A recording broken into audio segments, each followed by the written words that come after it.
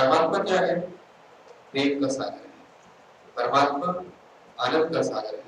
परमात्मा पवित्रता का सागर है। परमात्मा सर्वशक्तिवान है। वो प्रेम का सागर है, वो ज्ञान का सागर है, वो खुशियों का सागर है। इतनी सारी दौलत उसके पास है, लेकिन मैं आत्मा वही हूँ जो परमात्मा है। जो परमात्मा के पास है वो सारी की सारी दौलत मेरे पास है, क्योंकि मैं उसका बच्चा हूँ। और ईश्वर की संतान होने के नाते जो कुछ उसके पास है वो सब मेरे पास है। तो ये मेरे पास जो है, ये अधिकार हमारा कब आएगा?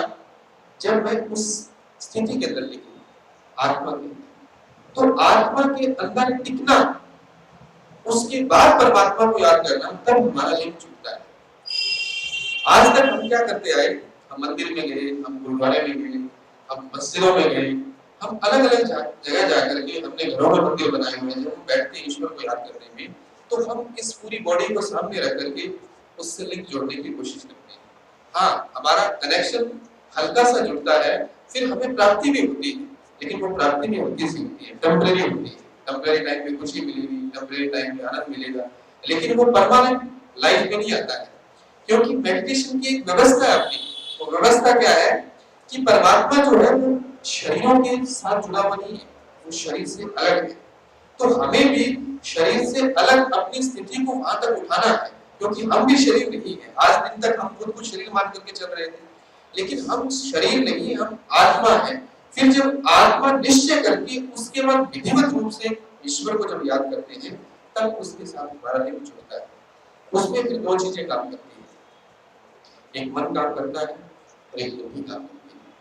तो मन जो है, मन का काम है संकल्प करना।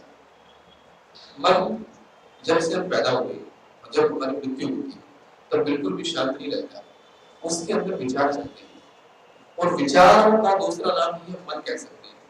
उसमें हमेशा विचार चलते रहते हैं, किसी के ज्यादा चलते हैं, किसी के कम चलते हैं। लेकिन आज ऐसे हालात पैदा हो गए हैं जिसमें हर व्यक्ति के विचार जो है मैक्सिमम चलते हैं। तो जितने ज्यादा विचार चलते हैं, उन विचारों से ही हमारे शरीर में अलग अलग बीमारियां, अलग अलग परिस्थितियां घटित होती है। हम जो कुछ भी आज हैं, अगर हम उसका पास में बैठ करके क्या क्या किस तरह का अपने बारे में, अपने परिवार के बारे में चिंतन करते थे, तो वही है हम जो अपने बारे में सोचा करते थे, जिस परिवार के बारे में सोचा करते थे। मेरी सोच से ही मेरा जीवन उसी तरह से बनता जाता है, उसी तरह से व्यवस्थाएं बनती जाती है, उसी तरह से परिस्थितियां बनती जाती है। तो मेडिटेशन में मन संकल्प का काम करता है। तो इसके मन भी, ये भी अपने आप में एक लंबा टॉपिक है। जब हम नेक्स्ट टाइम बैठेंगे तो इसके ऊपर फिर डिस्कस करेंगे, चर्चा करेंगे। बुद्धि, बुद्धि क्या करती है? बुद्धि के पास दो शक्ति है, एक निर्णय करने की शक्ति, एक विजन की शक्ति। मन जो संकल्प करता है, बुद्धि उसका चित्र निर्मित करती है। फिर जहां मन जो संकल्प कर रहा है, उसके साथ साथ बुद्धि जिस चित्र को निर्मित करती जा रही है, तो जहां दोनों एक हो जाते हैं, एक ही डायरेक्शन में काम करते हैं,